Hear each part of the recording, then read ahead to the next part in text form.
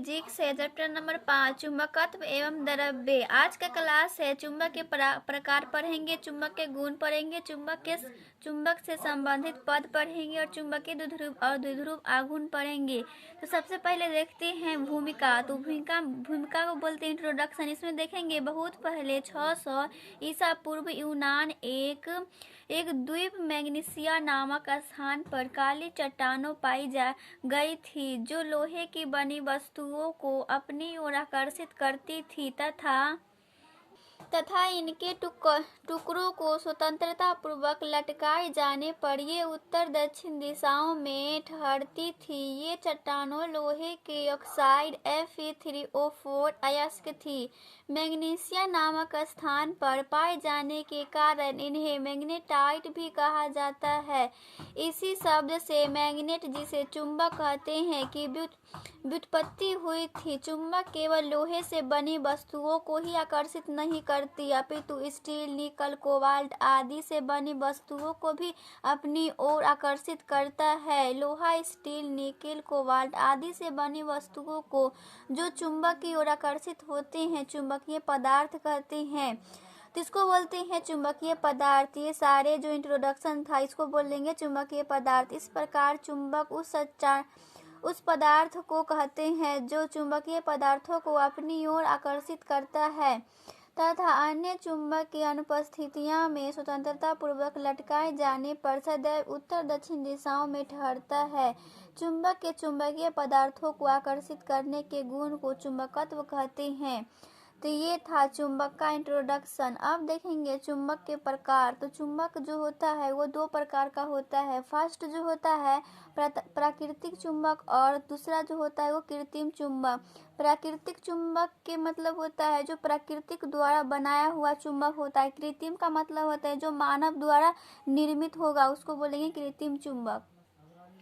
तो फर्स्ट में देखेंगे प्राकृतिक चुंबक, नेचुरल मैग्नेट। तो देखते हैं प्राकृतिक चुंबक क्या है। जो चुंबक प्रकृति से प्राप्त होता है उसे प्राकृतिक चुंबक कहते हैं।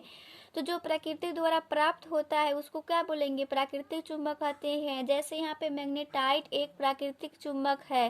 तो ये सारा जो है मैग्नेटाइट जो है वो प्राकृतिक से प्राप्त है, इसलिए हम बोलेंगे मैग्नेटाइट एक प्राकृतिक चुंबक है। प्राकृतिक चुंबक की आकृति विषम होती है, इसे किसी भी निश्चित आकृति में ढाला नहीं जा सकता। इसके कहने का मतलब है प्राकृतिक चुंबक जो होता है वो आकृति विषम होती है, मतलब वो जिस आकार में होगी वही आकार में रहेगी, उसको हम बदल नहीं सकते, किसी आकार में हम बदल नहीं सकते या ढाला नहीं जा सकता। वो जिस शेप में है वही शेप में वो रहेगी। इसके अतिरिक्त इसकी आकर्षण शक्ति क्षीण होती है, अतः व्यवहार में प्राकृतिक चुंबक का उपयोग बहुत कम, लगभग नगण्य होता है। पृथ्वी एक अस्थायी प्राकृतिक चुंबक की भांति व्यवहार करता है। तो ये सारा जो था वो प्राकृतिक चुंबक का भाषा था। सेकेंड में है कृत्रिम चुंबक। तो कृत्रिम चुंबक देखते हैं जो मानव निर्मित द्वारा चुंबक है। तो देखते हैं मनुष्य द्वारा निर्मित चुंबक को कृत्रिम चुंबक कहते हैं। जो चुंबक मानव द्वारा बनाया जाता है उसको क्या बोलेंगे, कृत्रिम चुंबक कहते हैं। कृत्रिम चुंबक आवश्यकता अनुसार शक्तिशाली तथा किसी भी आकृति में बनाए जा सकते हैं। तो चुंबक जो होगा कृत्रिम चुंबक वो आप किसी भी आकार में बना सकते हैं, ढाला जा सकता है। उसकी आकृति जो होती है वो निश्चित नहीं होती, अनिश्चित होती है। आप किसी आकार को उसको ढाल सकते हैं, इसको बोलते हैं कृत्रिम चुंबक।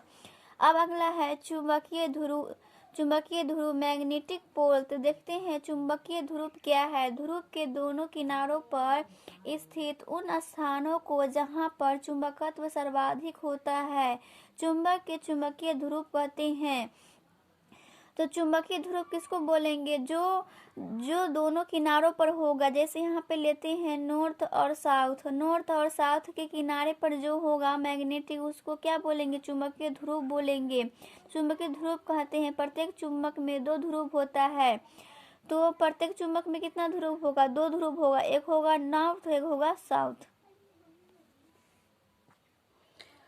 तो यहाँ पे है उत्तरी ध्रुव नॉर्थ पोल और दूसरा में है दक्षिणी ध्रुव साउथ पोल। ये क्या है वो देखते हैं। अन्य चुंबक की अनुपस्थिति में चुंबक को स्वतंत्रता पूर्वक लटकाने पर उसका जो ध्रुव उत्तर की ओर ठहरता है उसे उत्तरी ध्रुव या नॉर्थ ध्रुव तथा जो ध्रुव दक्षिण की ओर ठहरता है उसे दक्षिणी ध्रुव बोलते हैं, साउथ ध्रुव कहते हैं। तो ये था उत्तरी ध्रुव और दक्षिणी ध्रुव का इंट्रोडक्शन। तो यहाँ पे आगे बोला है चुंबक के दोनों ध्रुवों को पृथक करना संभव नहीं है क्योंकि प्रत्येक चुंबक का अणु स्वयं में एक पूर्ण चुंबक होता है। तो यहाँ पे मानते हैं, यहाँ पे एक चुंबक लिए हैं, इसमें हम तीन चार घेरा घेरे हैं। यहाँ पे है ये अपने मान लीजिए कि यहाँ पे एक ध्रुव लिए हैं तो ये प्रत्येक ध्रुव में जो होता है वो दो ध्रुव बनाता है, नॉर्थ और साउथ। मान लीजिए यहाँ पे हम कट कर दिए तो इसमें जो होगा फिर से ये नॉर्थ साउथ बनाएगा। तो एक अणु में जो होगा वो दो ध्रुव बनाएगा, नॉर्थ और साउथ। यही इसका कहने का मतलब था। अब आगे है चुंबक के गुण। तो यहाँ पे फर्स्ट में बोला है चुंबकीय यहाँ पे होगा लोहा निकेल कोबाल्ट इस्पात जो है ये सारा क्या है, चुंबक है, पदार्थों को अपनी ओर आकर्षित करता है। लोहा निकेल कोबाल्ट इस्पात को चुंबक जो होता है वो अपनी ओर आकर्षित करता है। और सेकेंड में है क्षार चुंबक को स्वतंत्रता पूर्वक लटकाने जाने पर वह सदैव उत्तर दक्षिण दिशाओं में ठहरता है यदि अन्य चुंबक उपस्थित न हो। अब तीसरा गुण है सजातीय ध्रुवों के प्रतिकर्षण तथा विजातीय आवेशों में आकर्षण होता है। तो अगर यहाँ पे प्लस प्लस जिसको बोलते हैं सजातीय ध्रुव, अगर दोनों ध्रुव समान होगा तो उसमें क्या होगा, प्रतिकर्षण होगा। विजातीय ध्रुव जिसमें विजातीय ध्रुव का कहने का मतलब है जिसमें जो ध्रुव जो होगा वो अलग अलग होगा, उसमें जो होता है वो आकर्षण होता है। अब अगला है चौथा है चुंबकीय ध्रुव सदैव नॉर्थ साउथ युग में होते हैं। तो जो चुंबक जो होगा वो नॉर्थ से साउथ की ओर जाएगा, अकेले चुंबकीय ध्रुव का अस्तित्व नहीं होता। कहने का मतलब है चुंबकीय ध्रुव जो होता है वो सिर्फ अकेले वो कॉम्बिनेशन नहीं बना सकता, नॉर्थ और साउथ के साथ वो कॉम्बिनेशन बनाता है। तो वो चुंबकीय ध्रुव जो होता है वो नॉर्थ से साउथ की ओर जाता है। चौथा गुण है प्रतिकर्षण ही चुंबकत्व की सही पहचान है। चुंबक चुंबकीय पदार्थों को तथा अन्य चुंबक के विजातीय ध्रुवों को अपनी ओर आकर्षित करता है। आकर्षण गुण के आधार पर यह पता लगाना मुश्किल होता है कि दिया गया पदार्थ चुंबक है अथवा चुंबकीय पदार्थ है, किंतु यदि चुंबक की ध्रुवता को बदल दे तो वह दूसरे चुंबक है के सजातीय ध्रुव को प्रतिकर्षित करेगा तथा चुंबकीय पदार्थ को आकर्षित करेगा। अतः प्रतिकर्षण गुण आधार पर यह पता लगाया जा सकता है कि दिया गया पदार्थ चुंबक है अथवा चुंबकीय पदार्थ है। ये था पांचवा गुण। छठा गुण है इसका, जब किसी चुंबक के पास एक चुंबकीय पदार्थ को लाया जाता है तो चुंबकीय पदार्थों में चुंबक के पास वाले सिरों पर विजातीय ध्रुव तथा दूर वाले सिरों पर सजातीय ध्रुव प्रेरित हो जाता है। इस परिघटना को चुंबकीय प्रेरण कहते हैं। इसका सातवां गुण है चुंबक को पटकने पीटने या गर्म करने पर उसका चुंबकत्व नष्ट हो जाता है। अगर हम चुंबक को पटकेंगे पीटेंगे या उसको गर्म करेंगे तो उसका जो चुंबकत्व गुण जो होता है वो नष्ट हो जाता है। तो ये था सातवां गुण। अब इसका है कुछ परिभाषा इसका। तो फर्स्ट है चुंबकीय अक्ष, मैग्नेटिक एक्सिस क्या है उसको देखेंगे। किसी चुंबक के दोनों ध्रुवों को मिलाने वाली रेखा को चुंबकीय अक्ष कहते हैं।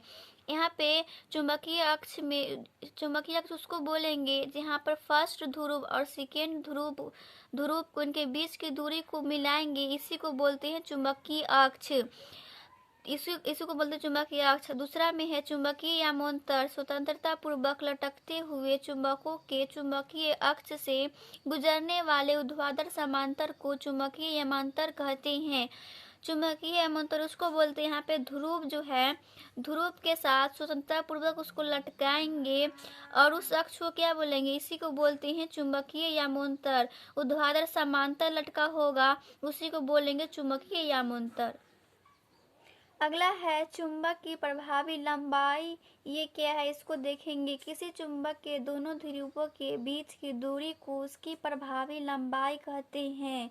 इसे 2L से प्रदर्शित करते हैं। चुंबक के ध्रुव ठीक सिरे पर नहीं होती, अतः चुंबक की प्रभावी लंबाई उसकी ज्यामितीय लंबाई से कम होती है। उसमें निम्न संबंध होता है। चुंबक की प्रभावी लंबाई, तो चुंबक की प्रभावी लंबाई किसको बोलेंगे वो देखते हैं।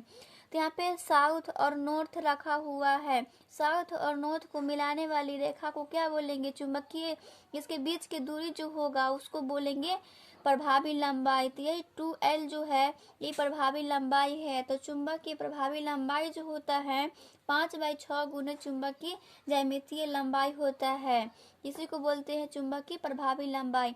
अब अगला है ध्रुव प्रवलय। किसी चुंबक या चुंबकीय ध्रुव का ध्रुव प्रवलय उसकी वह शक्ति है जिसमें वह चुंबकीय पदार्थों को अपनी ओर आकर्षित करता है। ध्रुव प्रवलय को ध्रुव सामर्थ्य या ध्रुव शक्ति भी कहते हैं। तो इसको हम ध्रुव सामर्थ्य भी कह सकते हैं या ध्रुव शक्ति भी कह सकते हैं। किसी भी चुंबक के दोनों ध्रुवों को ध्रुव प्रवलय समान होता है।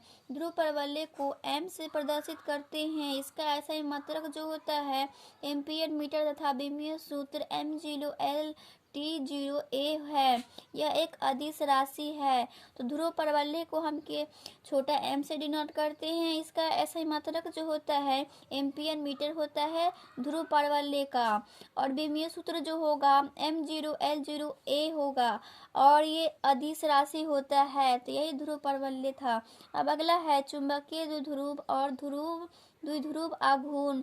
क्या है उसको देखेंगे। उस व्यवस्था को चुंबकीय द्विध्रुव कहते हैं जिसमें समान ध्रुव प्रवलय के दो विजातीय ध्रुव एक दूसरे से अल्प दूरी पर स्थित होते हैं।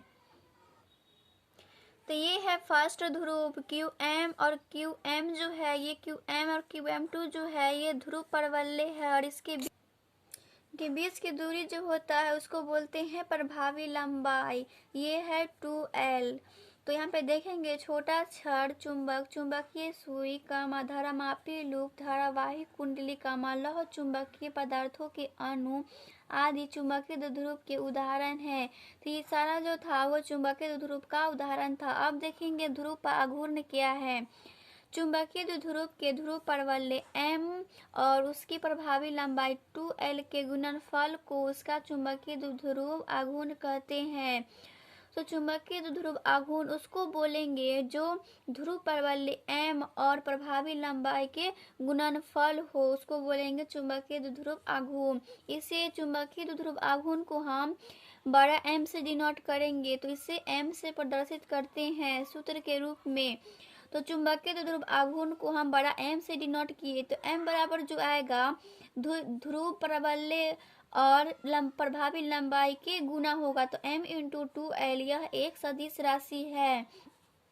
चुंबकीय द्विध्रुव आघूर्ण जो होता है वो क्या होता है? वो सदिश राशि होता है। इसकी दिशा चुंबकीय अक्ष के अनुदिश S ध्रुव से N ध्रुव की ओर होती है। इस प्रकार सदिश रूप में इसको सदिश रूप में कैसे लिखेंगे? तो m वेक्टर बराबर जो होगा m×2L वेक्टर होगा। इसका ऐसा ही मात्रक एम्पीयर मीटर स्क्वायर होता है। चुंबकीय ध्रुव आघूर्ण का जो मात्रक होगा एम्पीयर मीटर स्क्वायर होगा। तो इसका ऐसा मात्रक जो होता है एम्पीयर मीटर स्क्वायर होगा। इसको लिख सकते हैं एम्पीयर मीटर स्क्वायर को भी लिख सकते हैं जूल पर टेस्ला इनवर्स 1, तथा विमीय सूत्र जो होगा इसका m0L² T/0A होगा। तो यही था द्विध्रुव आघूर्ण।